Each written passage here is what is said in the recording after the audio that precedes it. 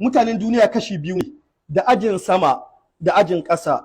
Ajin sama tare suke, PDP suke ko APC suke ko ABGA suke ko Labour suke ko NNPP suke, duk siyasa da suke ajin sama tare suke, ba a iya raba su.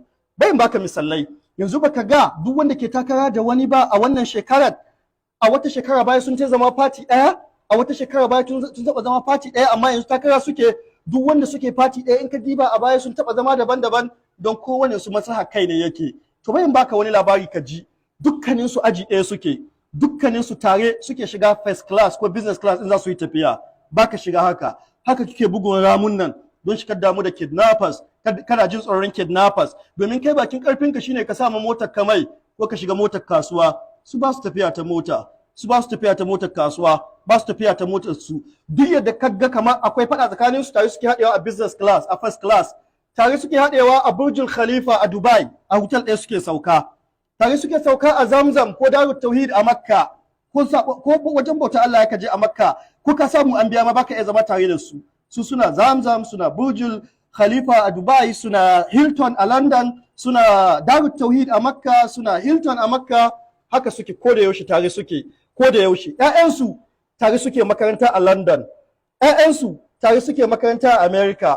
Ni ɗin nan na san gida ɗaya na mutum babba a APC wanda ake wa jiniya, da mutum babba a PDP wanda ake wa jiniya, wanda 'yan sanda suke bi, duk ya kai wannan matsayin. Amma ‘ya'yansu gida guda suke zaune a Ingila suna karatu.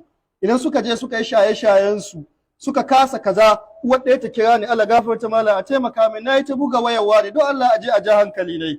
Ɗaya suke haɗe, mabiyansu suna nan sun yi zufa, sun yi, kuma ina kyautata su tun wannan gidan ɗaya daga cikin su ya biya gidan, domin su ajin su ɗaya ne, tare suke ko da yaushe. Don me akan wa'annan mutane zaka zo kai ka ɓata da Allah, ka ɓata da bayin Allah, ka ɓata da mutanenka.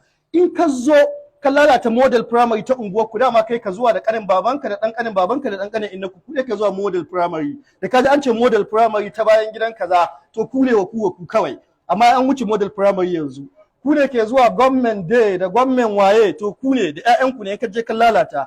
In ka je ka lalata asibitin unguwar ku, asibitin da ake cewa ina mai an saka kati a ce Umaru, isauyi ka ba su kati, to kawa kanka hasara da kanin babanka. Su tare suke zuwa a Saudi German, tare suke zuwa a Egypt, tare suke zuwa a Dubai, tare suke zuwa India wajen neman lahiya. Ba su da alaka da kai, su wasu suke da alaka. Don haka ya rage naka kai zaɓi. Akan su yanzu zaka lalata alaka ka da ɗan uwanka. Ba su zuwa sallar ka ta jana'iza, ba su zuwa sallar mahaifiyarka ta jana'iza sai in ka kai babba a cikin su.